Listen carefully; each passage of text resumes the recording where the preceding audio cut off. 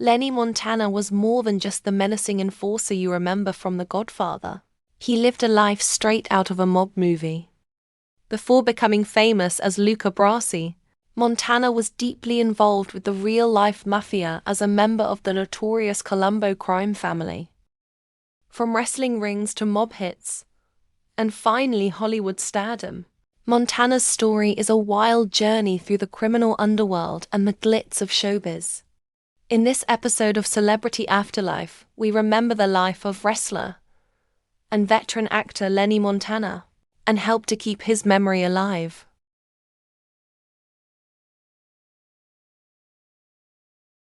Lenny Montana, born Leonardo Passafaro on March 13, 1926, in Brooklyn, New York, grew up in a working-class Italian-American family.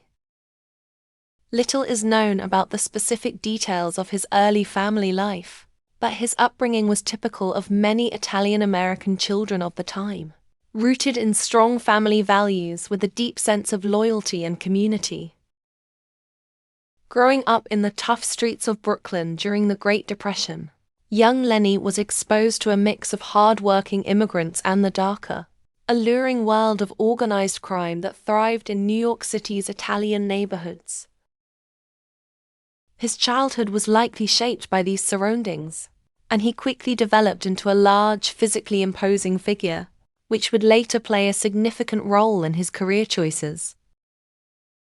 In his teenage years, Lenny's size and strength set him apart from others, and he became involved in physical, competitive sports, particularly wrestling. His natural athleticism led him to pursue professional wrestling as a young adult, long before he would make his name in acting or organized crime. This period of his life laid the groundwork for the varied and colorful career he would later embark on, blending sports, entertainment, and a connection to the underworld. Lenny Montana's early career as a professional wrestler began in nearby New Jersey, in 1953, where he wrestled under the name of the Zebra Kid. Standing at 6 feet 6 inches and weighing over 300 pounds, he was an imposing figure in the ring. His natural size and strength made him a perfect fit for the wrestling circuit, and he quickly gained attention in the world of professional wrestling. On April 4th of the same year, he won the New Jersey Tag Team titles, along with the Golden Terror. Afterward, he began traveling around the Midwest, performing wrestling matches as he went.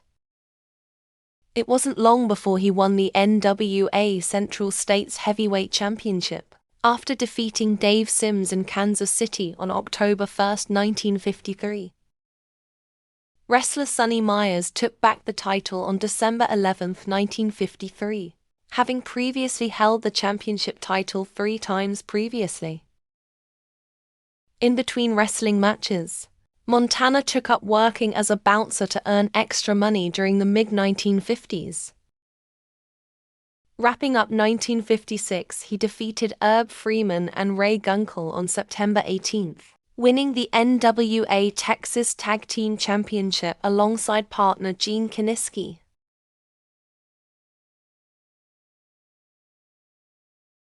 Returning to the road in late 1959, Montana took up with the carnival circuit as a wrestler, where he was well known and popular with fans. 1960 saw him mentoring a yet unknown Eddie Sharkey. After seeing how good Sharkey was, Montana suggested that he should think about wrestling as a career. Sharkey was unsure, due to the physical risks associated with wrestling, but Montana calmed these fears by assuring him of a little-known secret in the wrestling world: all outcomes are predetermined. Later in the year, Montana won the MWA Texas World Tag Team titles with partner Joe Christie, wrestling under the name Len Crosby. On October 4th, Montana teamed up with Hard Boiled Haggerty in Minneapolis, billing themselves as Murder Inc., where they defeated rivals Stan Kowalski and Tiny Mills for the AWA World Tag Team Championship. In a subsequent match as Murder Inc., Montana suffered a broken leg at the hands of wrestler Vern Gainey, forcing Haggerty to choose a new partner. In 1961, Montana, now recovered from his injury, came back with a vengeance again, assuming his former persona of the Zebra Kid. Moving to the Tampa Bay area in Florida, he gained recognition for his ability to pin his opponents in under a minute. It was during this time that Montana became involved with a lasting feud with wrestler Eddie Graham, also a local favorite. Going head-to-head throughout 1961 and 1962, their matches routinely sold out Fort Homer Hesterly Armory, where the events were held. In a final explosive match on May 1, 1962, Montana defeated Eddie Graham in the Georgia version of the NWA Southern Heavyweight Championship. On November 23, 1962, Montana teamed up with Gypsy Joe to defeat Grizzly, Jake Smith and Luke Brown, winning the NWA Southern Georgia Tag Team titles. 1963 saw Montana team up with Tarzan Tyler, forming a powerful partnership that would ultimately win 3 titles that year. On April 9th, they defeated Ted Evans and Chief Little Eagle, winning the NWA International Tag Team titles, and then again in June of the same year, defeating Chief Little Eagle and partner Dick Steinborn. In October, they defeated Karl von Brauner and Kurt von Brauner for the NW World Tag Team Championship in Georgia. In 1964, wrestler Gorilla Monsoon was set to take on Montana as a tag team partner, but changed his mind at the last minute, going with the African Savage instead. In the coming years, Montana began to wrestle less and less. Deciding to meet up with casting agents in Los Angeles, Montana attempted to forge a career in acting, something he had always been interested in. He never totally gave up wrestling though, performing in matches until the early 1970s when his acting career took off.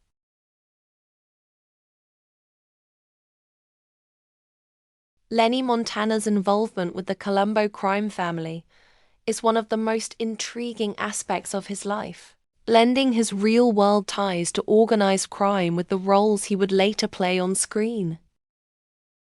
After his wrestling career began to slow down in the 1960s, Montana became more deeply connected to the criminal underworld. His physical size, intimidating presence, and experience playing the heavy in professional wrestling made him a natural fit for a role as an enforcer in the mob. The Colombo crime family, one of the infamous 5 families of the American mafia, was led by Joseph Colombo during this time. Montana worked as a soldier or muscle within the family, meaning he was responsible for carrying out various illicit activities, often using his imposing stature to intimidate or coerce. His duties ranged from debt collection to protection rackets, and he was reportedly involved in arson and other strong-arm tactics. He was particularly known for his expertise in setting fire to buildings as part of the mob's insurance fraud schemes, making him valuable to the organization. He would later tell the cast and crew of The Godfather how he would tie a tampon to the tail of a mouse, dip it in kerosene, light it, and let the mouse run through a building. Or he would put a lit candle in front of a cuckoo clock, so that when the clock's bird popped out, the candle would be knocked over and start a fire. In addition to his role as an enforcer, Montana also served as a bodyguard for high-ranking members of the Colombo family, including Joe Colombo himself. His trusted position within the family gave him insider access to the workings of the mafia, allowing him to navigate between his roles in the criminal underworld and his later ventures into Hollywood. Montana would eventually serve time in prison at Rikers Island for some of the crimes he committed while serving under the Colombo regime.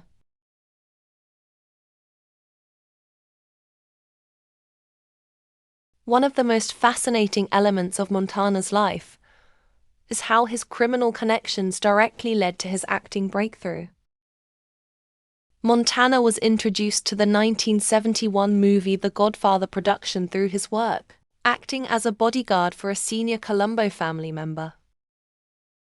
At the time, Joe Colombo and the Italian-American Civil Rights League, along with crooner Frank Sinatra, were heavily involved in protesting the film's depiction of Italian-Americans and the mafia. These disputes threatened to tank the production before it even got off the ground. Eventually, producer Al Ruddy satisfied their demands by removing all reference to the words mafia, mobster, and gangster from the script, although the word mafia was allowed for use in one particular scene. After which the League backed the production of the film. Due to these connections, Montana was able to meet key people involved in the film, including Francis Ford Coppola and Al Ruddy. Noticing Montana's immense 6'6", 320-pound build, he was quickly asked to take on the role of Luca Brasi, after the original actor set to portray Brasi died from a stroke. Upon noticing that Ruddy's assistant, Betty McCart, had accidentally broken her watch while Montana was on set, he offered to get her a new one. A week later, Montana returned to the set with an expensive antique diamond watch, sent as a gift from the boys. Montana was nervous about appearing opposite veteran actor Marlon Brando, not able to complete his lines due to his anxiety. Director Francis Ford Coppola used this real-life tension to give the character of Luca Brasi depth, as he was filmed trying to rehearse what he was going to say to the character Don Corleone on the day of his daughter's wedding. When you see the final scene, Brasi, being so nervous to profess his undying love and gratitude to his boss, stumbles repeatedly over his words, in reality was accurate of Montana's fear. His real-life background in organized crime added an authentic chilling edge to his portrayal of Brasi, and his role became one of the most memorable characters in the film, leading to him being cast in future subsequent movie roles.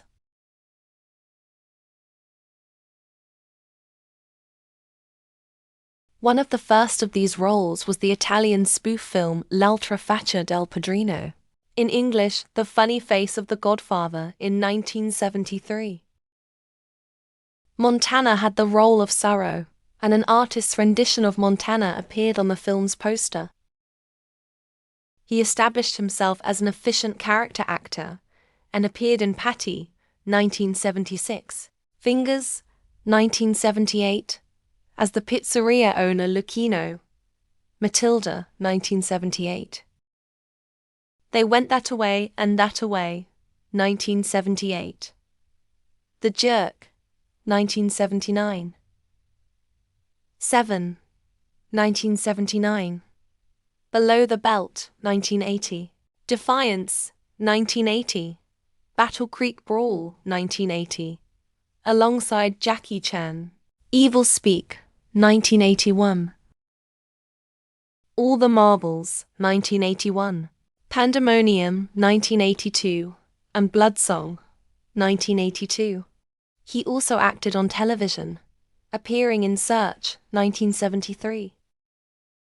Strike Force, 1975, which starred a young Richard Gere, Contract on Cherry Street, 1977, which featured Frank Sinatra, Kojak, 1978, and Magnum P.I., 1982. He was usually cast as muscle for hire or an intimidating mobster.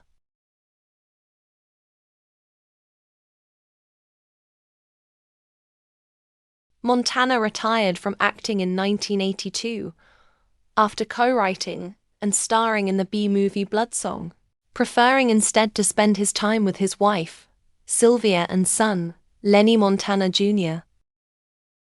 Lenny passed away in Lindenhurst, New York on May 12, 1992 of a heart attack. Montana was 66 years old.